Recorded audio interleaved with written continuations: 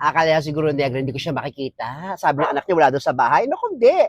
Pumasok ako doon, lumakad ako doon sa likod. Yung nakita ko sa likod, nagtatago.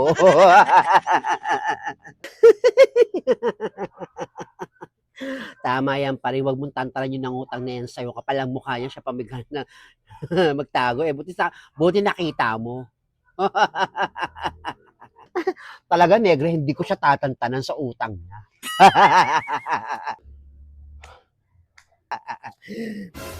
Negra, si Nena papunta rito. Ha? Si Nena? Yung friend nating 80-80. Hoy, Hoy, anong meron dito, Negra? Parang ang napakasaya ng usapan ninyo, ha? Kayo, ha? Wala, kwentong buhay-buhay lang ang pinag-usapan namin ni Negra. Wala, masaya lang kami. Kasi itong si pa rin yung nangutang sa kanya, tinataguan siya. At yung si pa rin hinasal ng bahay, nakita niya doon nagtatago. Walang palag. Kaya naman pala. O, Nena, kamusta ka naman? Balita ko, basta yung mga buwisit sa buhay mo, yung hilaw mong binan, pati yung hipag mo. Ay, oo, umalis na nung nakarang araw pa. Niyaan ko na rin sila para nagawin yung gusto nila para okay-okay na ang lahat. Tama yung ginawa mo, hindi mo na pinigilan yung mga yun. Hayaan mo sa pumunta sa lugar nila. Pabigat lang yan sa buhay mo. Ano ba naman kayo? Tama na nga, napatawad ko na yung mga hipag ko na yung patiambyanan ko. Okay naman na kami. Kaya magbubuo na rin kayo. Mabait naman, nagbago naman eh. Kahit papaano na-miss ko naman sila. O, dyan na muna kayo ha. At may pupuntahan pa ako. Bibili ako ng ulam namin ng mga anak ko. O, sige na. Unahin mo na yung mga bibilihin mo at magkukwentuhan pa kami dito ni Paring. Ingat. O, sige na. Bumili ka na ng ulam ninyo. Ay, naku, Negra. Balak pang ang pigilan ni Nina na wag na umles yung mga geng-geng na yun.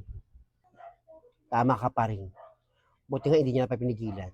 880 talaga yung si Nina.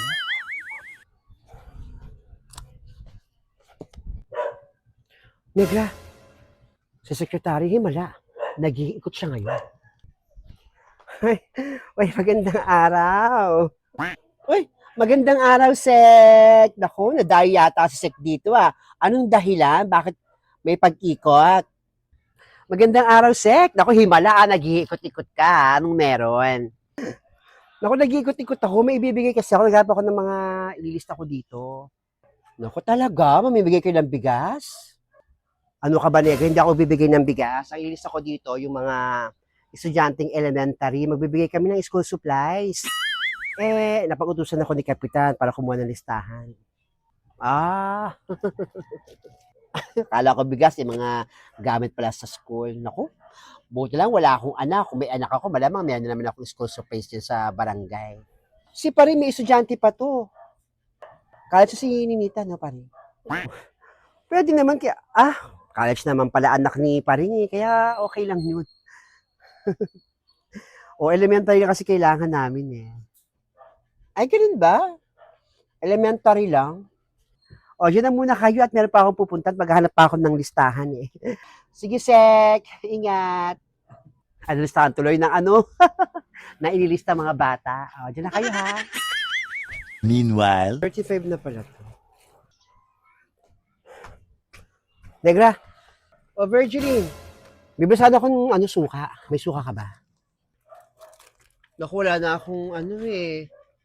Wala na akong suka. Wala na, toyo na lang meron ako. Ay, ano ka ba? Suka ang kailangan ko, hindi toyo. Teka, nabigyan ka ba ni secretary ng notebook? Nalisa ba yung pangalan ng anak mo? Ay, aba, syempre, no? Pag hindi na binigyan ng school supplies yung anak ko, magwawala ako dun sa tapat ng barangay. Naku, buti naman. O nga pala, may iba tayo, Negra. Ano? May chismis ka? O naku, baka engot rin. Baka naman eme-eme lang yung chismis mo, ha? Ano naman chismis mo? Nakikita mo pa bang padaan-daan dito si Daddy Finger? Matagal ko lang hindi nakikita si Daddy Finger. Siguro mga 2 buwan na. Mukhang hindi na nga lumalakad dito eh. Dati malas pumunta yun dito, tumitingin-tingin pa kay Nena. Naku, tama yung hinala ko ha. Mukhang 2 buwan nga yun. Negra, alam mo ba na buntis si Daddy Finger? Ano? Ito ba yung sinasabi mo? Oo, Negra. Totoo ang sinasabi ko, buntis si Daddy Finger. Ala, kung totoo yan eh.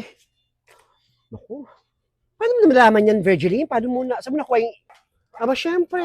Yung mga kaibigan ko malapit sa barangay, sila ang nagkwento sa akin na yan daw yung umpukan nila doon. Oh my God. Eh, sino daw yung ama? Eh, yan hindi pa namin alam kung sino yung talagang tumusok-tusok dyan kay Daddy Finger. Wala pa nakakaalam. Talaga? Buntis si Daddy Finger? Eh di Mommy Finger na siya. Bunganga mo ha. Baka kwento mo yan sa iba. Lagot ako. Maselan tong issue na to. Kaya dapat tikab-tikab yung bunganga mo. Oo, wag kang mag-alala. Hindi mo na ako chismoso ng katulad ng mga kaibigan mo doon sa bandang dulo. Ako kaya kong kontrolin yung dila ko. Kung nandamay ka. Pero sana nga kaya mo kontrolin yung bunganga mo. Kaya din kita Negra. Sige, diyan ka na. Wala kang suka. Bibili pa naman sana ako. O, sige na. Kung may pupuntahan ka pa, umalis ka na.